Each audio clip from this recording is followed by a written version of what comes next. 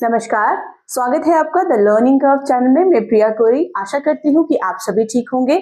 जैसे कि हमने पहली वीडियोस में जो है लर्निंग डिसेबिलिटीज के बारे में पढ़ा है, तो आपके कुछ कमेंट्स जो हैं उसमें आए हैं जिसमें हम बुद्धि के बारे में जानना चाहते हैं। तो आज का वीडियो हमारा जो है ये बहुत ही इम्पोर्टेंट टॉपिक है, जो कि एक टीचर के लिए भी बहुत इंपॉर्टेंट है और इस एग्जाम के लिए तो महत्वपूर्ण है ही है। तो आइए शुरू करते हैं हमारा आज का टॉपिक जो है बुद्धि से। बुद्धि यानी कि इंटेलिजेंस। इंटेलिजेंस क्या है? यानी कि सीखने, समझने, सोचने और उचित निर्णय लेने की क्षमता को ही बुद्धि कहते हैं। यानी कि जो भी कुछ चीजें हम सीखते हैं, समझते हैं, सोचते हैं और उसके बाद जो उचित निर्णय लिया जाता है वो उसे हम बुद्धि कहते हैं। उस निर्णय लेने की क्षमता को बुद्धि कहते हैं।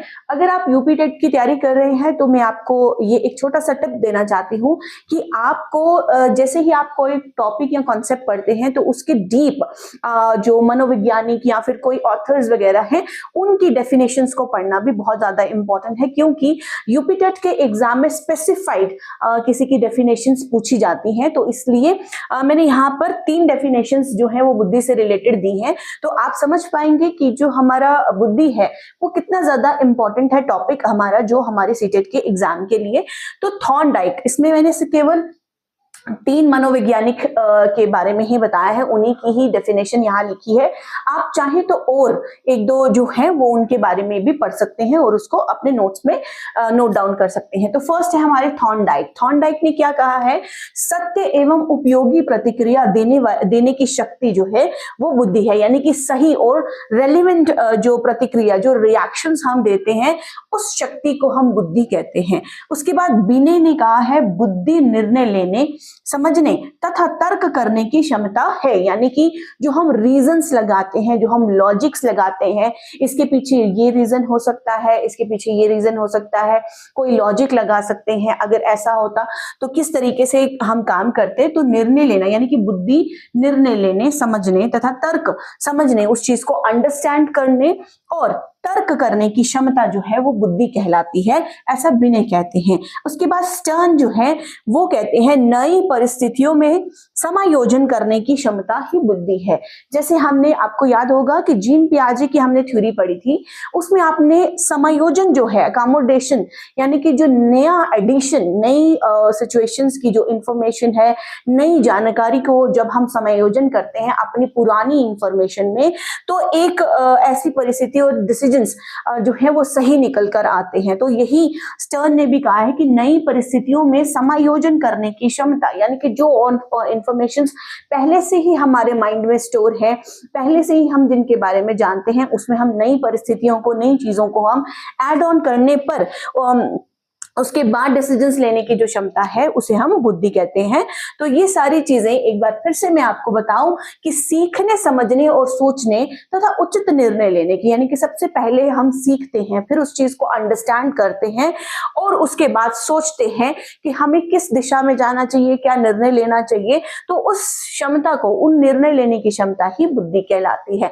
अब बुद्धि जो है वो किस तरीके से मापी जाती है, किस तरीके से उस पर काम किया जाता है, तो स्टर्न ने जो है जो है एक ऐसा फॉर्मूला जनरेट किया कि जिससे हम जो है वो बुद्धि जो है उसको हम एक तरीके से कैलकुलेट कर सकते हैं। हम ये तो नहीं देख सकते कि किस तरीके से कितना, जैसे हम देखते हैं कोई चीज को हम कैलकुलेट करते हैं, कितना कैलकुलेट हुआ, किस तरीके से कैलकुलेट हुआ, अकॉर्डिंग टू उनके अलग अलग ऐसे यूनिट्स रहते हैं। उसी तरीके से बुद्धि को नापने, बुद्धि लंबित यानी कि इंटेलिजेंस कोफिशिएंट जो है वो बताया जा रहा है। ये व्यक्ति की मानसिक क्षमता को मापने का एक सूचकांक है।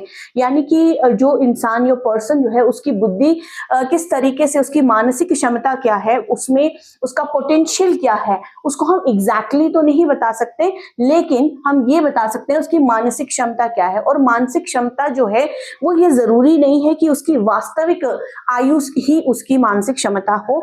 इसलिए स्टर्न ने ये फॉर्मूला जो है 1912 में 1912 में जो है उन्होंने ये दिया है। ये भी आप लिख सकते हैं, ये याद कर सकते हैं। 1912 में इन्होंने ये फॉर्मूला दिया है IQ यानी कि इंटेलिजेंस कोफिशिएंट, बुद्धि लांभित जो है वो mental as divided by chronological into 100। अब मेंटल एज क्या है, यानी कि हमारी मानसिक आयु। हम देखते हैं ना कई सारे हमारे सामने बच्चे रहते हैं जिनकी जो है वो अपनी आयु से ज्यादा मैच्योर होते हैं, अपनी आयु से ज्यादा समझ रखते हैं, सोच विचार रखते हैं, उनका डिसीजन क्रिटिकल थिंकिंग जो है उनकी जो क्रोनोलॉजिकल एज है उससे ज्यादा रहती है। तो उसको इसलिए पहले जो है वो वास्तविक आयु को ही जो है वही उसका इंटेलिजेंस मान लिया जाता था। बट स्टडी करने पर स्टर्न ने ये बताया है कि एक वास्तविक आयु जो है वो ही जो है वो उसका जो है सूचांक नहीं हो सकता, और उसको मापने के लिए क्या है कि mental as divided by chronological into 100 ये फॉर्मूला जनरेट किया गया 1912 में। ठीक है, तो मानसिक, जैसे कि फॉर एग्जांपल करके यहाँ पे मैंने ये बताया है, जैसे कि अगर बच्चे की मानसिक आयु जो है हम ये मान के चलेंगे, अगर उसकी वास्तविक आयु 10 है तो उसकी मानसिक आयु जो है वो 12 वर्ष हो सकती है। हो सकता है कुछ बच्चे तो बहुत समझ जो है उनमें ज्यादा होती है और कुछ बच्चों में समझ जो है वो कम हो सकती है। इसके भी बड़े सारे रीजंस हो सकते हैं, जैसे उनका वातावरण हो सकता है, उनकी फैमिली, उनका स्कूल, किस तरीके किस माहौल में बच्चा जो है वो पीयर ग्रुप में वो पढ़ रहा है या व्यक्ति जो है वो चीजें समझ रहा है।